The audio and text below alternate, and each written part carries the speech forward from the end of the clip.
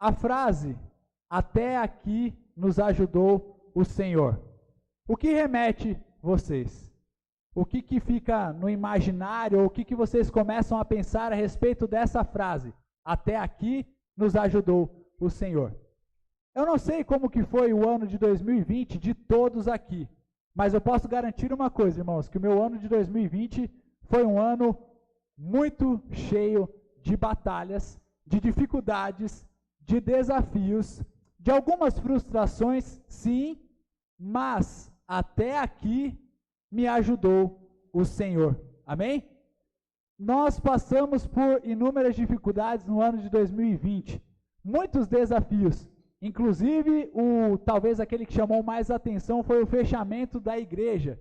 Como que um pastor trabalha, como que um pastor fica com o fechamento da igreja?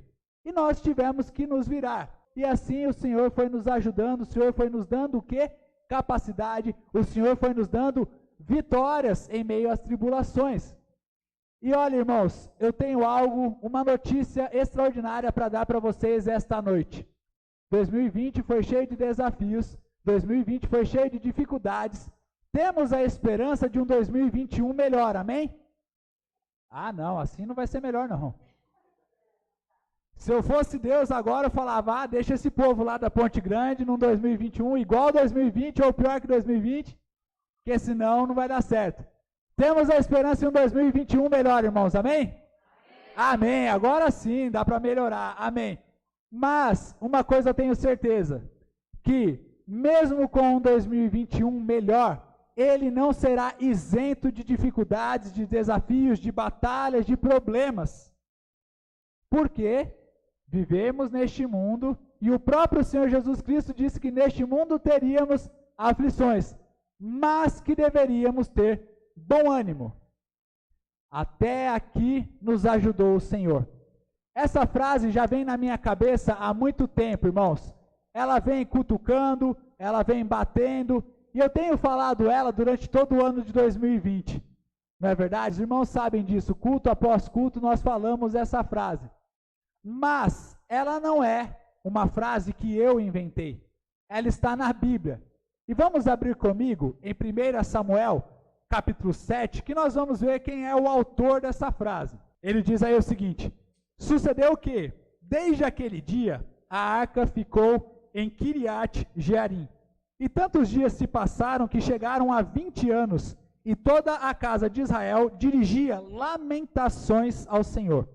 Falou Samuel a toda a casa de Israel, dizendo: se é de todo o vosso coração que voltais ao Senhor, tirai dentre vós os deuses estranhos e os astarotes, e preparai o coração ao Senhor, e servir a Ele só, e Ele vos livrará das mãos dos filisteus. Versículo 4. Então os filhos de Israel tiraram dentre si os Baalins e os Astarotes, e serviram só ao Senhor.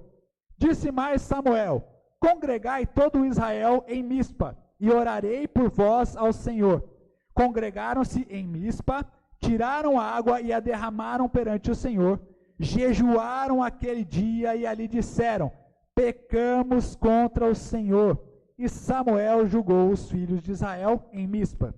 Quando, pois, os filisteus ouviram que os filhos de Israel estavam congregados em Mispa, subiram os príncipes dos filisteus contra Israel. O que, ouvindo os filhos de Israel, tiveram medo dos filisteus.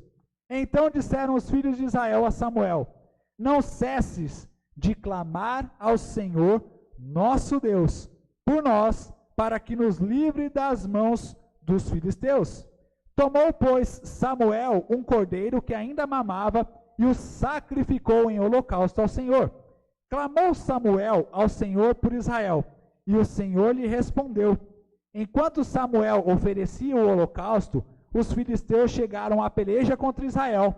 Mas trovejou o Senhor aquele dia com um grande estampido sobre os filisteus e os aterrou, de tal modo que foram derrotados diante dos filhos de Israel.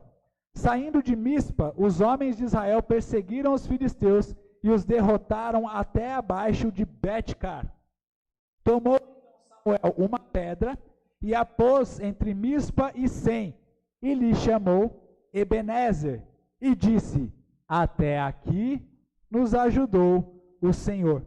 Assim os filisteus, foram abatidos e nunca mais vieram ao território de Israel, porquanto foi a mão do Senhor contra eles todos os dias de Samuel. O que está acontecendo aqui nessa passagem, irmãos? O povo de Israel estava sofrendo. O povo de Israel estava passando por enormes desafios. O povo de Israel estava completamente desviado dos caminhos do Senhor. Aí vocês podem me perguntar: de novo, pastor? De novo. Mas qual dessas vezes que o povo de Israel estava desviado? Ontem eu estava explicando um pouco o esboço dessa pregação para minha esposa e ela falou: mais uma vez esse povo estava desviado? Foram inúmeras vezes do qual o povo de Israel clamava ao Senhor, o Senhor os ajudava, aí depois eles se desviavam de novo na idolatria e em seus pecados, e o que acontecia? O Senhor se desviava deles, o Senhor se afastava deles, e eles voltavam para a sua miserabilidade, eles voltavam para as suas derrotas, para as suas dificuldades e para os seus problemas. Essa daqui é uma situação em que o povo de Israel estava na governança, debaixo da governança dos seus juízes. Josué havia conquistado a terra prometida para o povo de Israel, só que o povo estava completamente desviado de tal maneira que o livro de Juízes nos fala que cada um seguia conforme o seu próprio coração, porque eles não tinham líderes, eles não tinham alguém que enviasse eles e falasse para eles assim, desse um direcionamento para o povo. Eli, que era um sacerdote do Senhor, os filhos de Eli, eles eram completamente corruptos. A carne que era para ser sacrificada a Deus, eles comiam a carne, eles assavam a carne, eles paqueravam as mulheres no templo, eles faziam as piores coisas possíveis. Com isso, Deus usou Samuel para enviar uma mensagem para Eli e falar o seguinte para ele: eu tirarei o sacerdócio de toda a sua família e começarei neste mesmo instante. E ao povo de Israel que se perdeu, que se desviou dos meus caminhos, eu também aplicarei uma disciplina e uma punição a eles. Estou explicando o contexto desse começo do livro de Samuel. O que aconteceu? Israel foi para uma batalha em Ebenezer, eles ficaram num campo que se chamava Ebenezer, e aí contra quem? Os filisteus. Eles estavam perdendo a batalha, pediram para trazer lá de Siló, que seria uma cidade, a Arca da Aliança. Por quê? Com a Arca da Aliança estava a presença de Deus, e onde Deus estava, eles não podiam perder. Certo, irmãos? Errado. Porque mesmo com a Arca da Aliança no meio do povo de Israel, a presença de Deus não estava na Arca da Aliança, porque Deus não queria estar com eles naquele momento, porque o coração de Israel estava desviado dos caminhos do Senhor.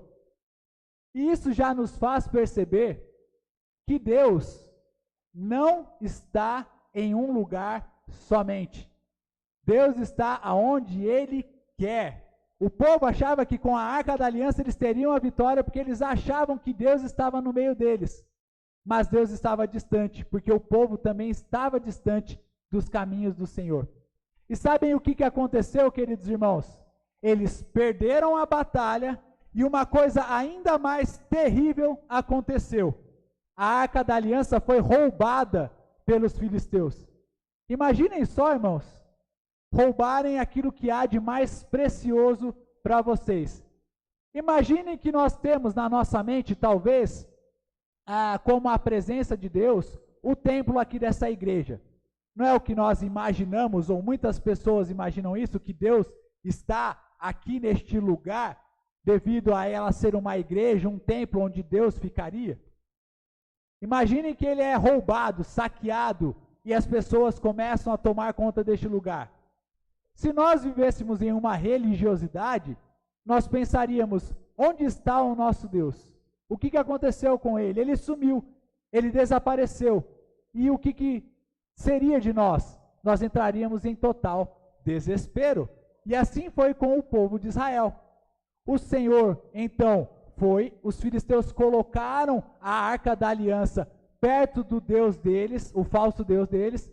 A arca da aliança, Deus fez com que a terra tremesse, e o Deus Dagon, que era o Deus dos filisteus, caiu prostrado diante da arca da aliança, diante da presença verdadeira de Deus.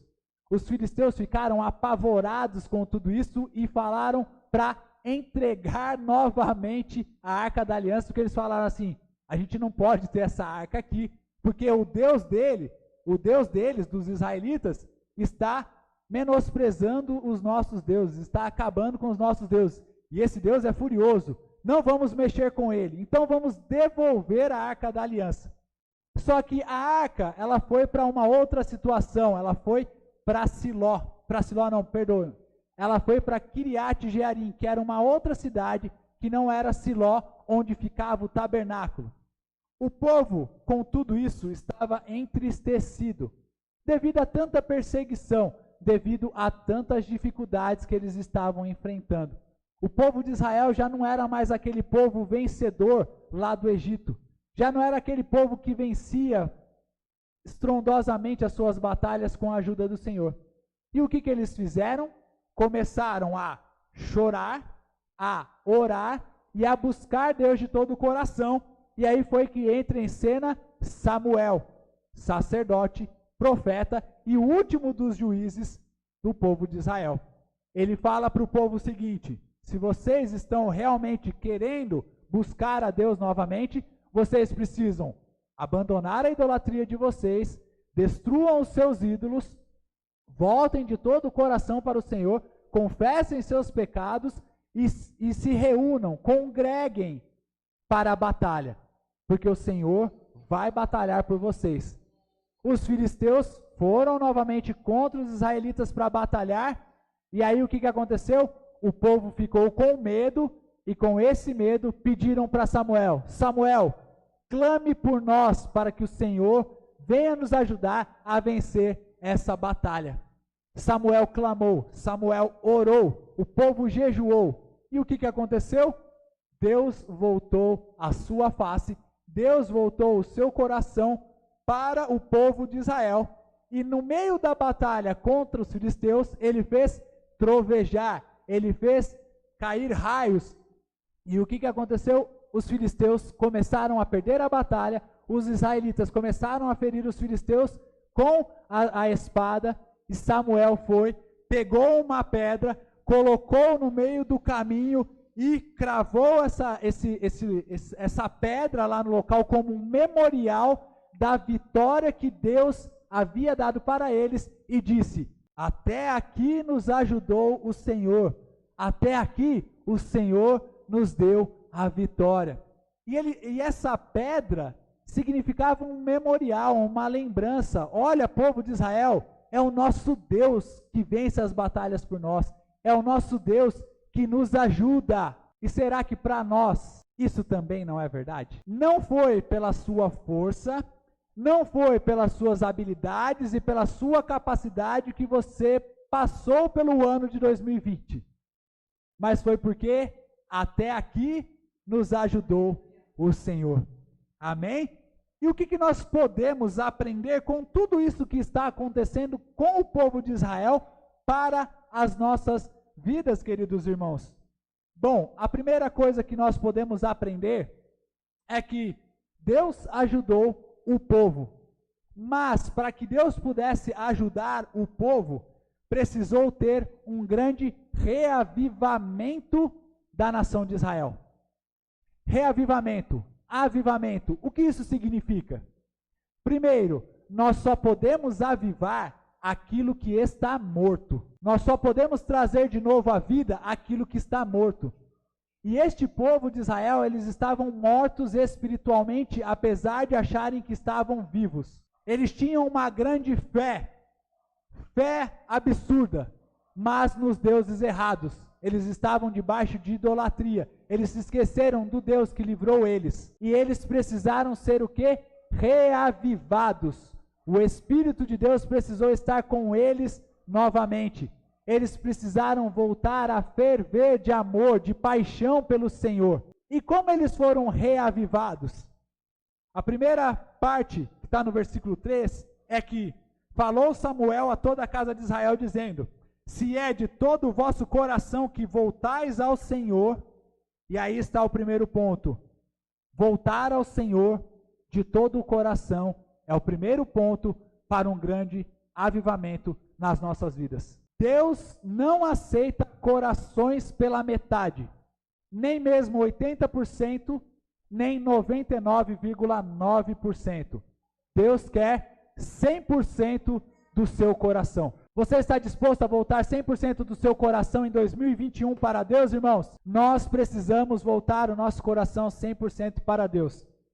Irmãos, a Bíblia ela é bem clara. Tanto no Antigo Testamento quanto no Novo Testamento nós vemos o que? Amai a Deus acima de todas as coisas e depois o teu próximo como a ti mesmo. Precisamos amar a Deus acima de tudo, de tudo, de tudo. Acima do nosso emprego, acima dos nossos relacionamentos familiares, acima das nossas amizades, acima de tudo, precisamos colocar Deus em primeiro lugar, irmãos. Não sou eu que estou dizendo isso, é o próprio Deus, na sua palavra, que nos exorta a fazer isso. Buscai primeiramente o quê?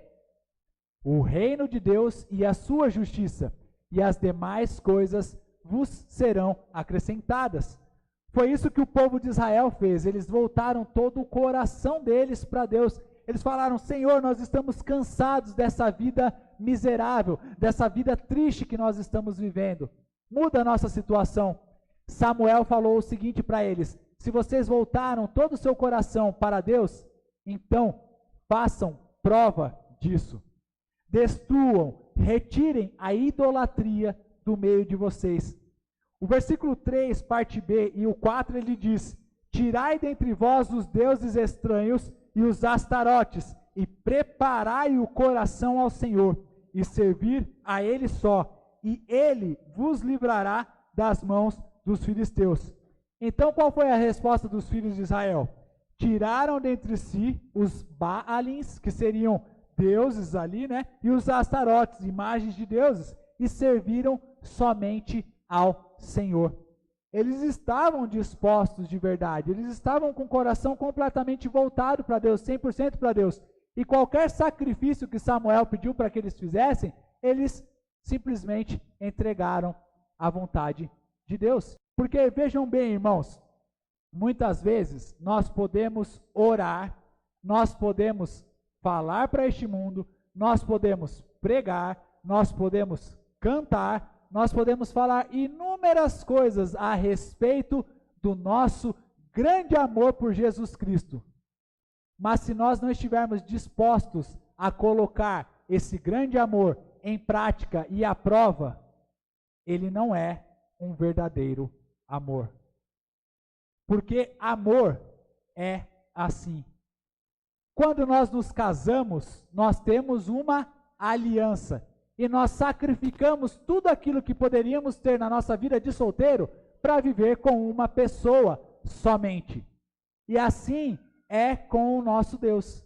Nós precisamos sacrificar tudo aquilo que não está de acordo com a vontade do nosso Deus para vivermos exclusivamente para o nosso Senhor Jesus Cristo. Então nós precisamos pensar, 2021, nós vamos sacrificar tudo para Deus?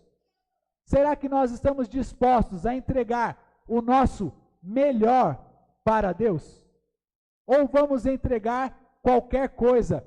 Lembrem-se, 100% do nosso coração, todo o coração para Deus. Por último, para que eles pudessem viver esse grande reavivamento, eles precisaram confessar os seus pecados. Versículo 6, congregaram-se em Mispa, tiraram a água e a derramaram perante o Senhor. Jejuaram aquele dia e ali disseram: pecamos contra o Senhor, e Samuel julgou os filhos de Israel em Mispa. Irmãos, nós estávamos conversando aqui hoje de manhã a respeito da depressão. E vocês sabiam que na vida do cristão e na humanidade também, existe muito pecado não confessado que está sendo confundido como depressão? As pessoas estão tristes, estão se afundando e ao invés de confessarem o seu pecado a Cristo e abandonarem Ele, estão se aprofundando cada vez mais nos seus pecados. Querem um exemplo bem claro? Imaginem a mentira. Se você conta uma mentira, você tem que contar ela várias outras vezes para se livrar da primeira mentira. E aí você vai se afundando, se afundando, se afundando cada vez mais no seu próprio pecado, nos seus erros, nas suas falhas, e aí isso vai te trazendo tristeza, Deus vai te mostrando o que você deve fazer, você está longe dos caminhos do Senhor, e a tristeza vem pegando. E era isso que estava acontecendo com o povo de Israel. Eles não podiam mais vencer batalhas devido ao pecado que eles tinham. O Senhor estava afastado deles. Mas quando eles confessaram, Deus foi fiel e justo com essa nação e os abraçou novamente. E assim também é nas nossas vidas, irmãos. Não adianta nós queremos correr e nos esconder da presença do Senhor. Nós precisamos confessar os nossos pecados e Deus nos abraçará novamente, nos ajudando a vencer as batalhas que nós temos para este ano de 2021. O que é mais interessante? O que aconteceu nessa batalha? Samuel intercedeu pelo povo de Israel, certo? É o que diz aí nos versículos 5, 8 e 9. Congregai todo Israel, que foi o que Samuel disse, em Mispa, e o que? Orarei por vós ao Senhor. Versículos 8 e 9. Então disseram os filhos de Israel a Samuel: não cesses de clamar ao Senhor nosso Deus por nós, para que nos livre das mãos dos filisteus. Tomou, pois, Samuel um cordeiro que ainda mamava e o sacrificou em holocausto ao Senhor. Clamou Samuel ao Senhor por Israel, e o Senhor lhe respondeu. Irmãos, vocês sabem que naquela época, os profetas, os sacerdotes, eles precisavam se aproximar de Deus, porque não poderia ser qualquer pessoa se aproximando de Deus para falar a respeito da nação de Israel e pedir o favor do Senhor sobre eles, tá certo? E aí o que aconteceu? Samuel se aproximou, Samuel sacrificou o holocausto, Samuel fez tudo aquilo que precisava ser feito e clamou ao Senhor para que o Senhor pudesse voltar o seu rosto para ajudar o povo de Israel. Isso daí era comum. Os sacerdotes, os reis clamavam ao Senhor e o Senhor enviava a sua ajuda ao povo de Israel. Vejam, irmãos, como o Espírito Santo fala conosco e ele nos ilumina para trazermos a mensagem. Eu estava estudando a respeito deste texto, e eu estava falando com o Senhor, buscando a iluminação do Espírito Santo e pensava: Deus, quem é essa figura que intercede pelo povo? Seria o líder da igreja? Seria eu como pastor estar intercedendo pela igreja? Seriam os presbíteros da igreja, o presidente, o vice-presidente? Quem que seria, Senhor? Quem que nós podemos trazer aqui para esse texto? E o Espírito Santo me lembrou a respeito de quem intercede por nós de dia e noite à destra de Deus. Irmãos, nós temos a vitória porque Cristo intercede por nós dia e noite à destra do Pai. Nosso sumo sacerdote. Vejam que aqui nessa mensagem ele sacrificou um cordeiro, que é o que ele diz aqui, ó. Sacrificou, aqui ó, tomou, pois, Samuel um cordeiro que ainda mamava e o sacrificou em holocausto ao Senhor. Cristo é o cordeiro de Deus que intercede por nós. Aleluia. Romanos capítulo 8, versículo 34. Quem os condenará? É Cristo Jesus quem morreu, ou antes, quem ressuscitou, o qual está à direita de Deus e também intercede por nós. Hebreus capítulo 7, versículo 25. Abram comigo também, irmãos, por favor. Por isso, também pode salvar totalmente os que por eles se chegam a Deus, vivendo sempre para interceder por eles. O povo de Israel tinha Samuel. Ele foi um homem fantástico? Foi.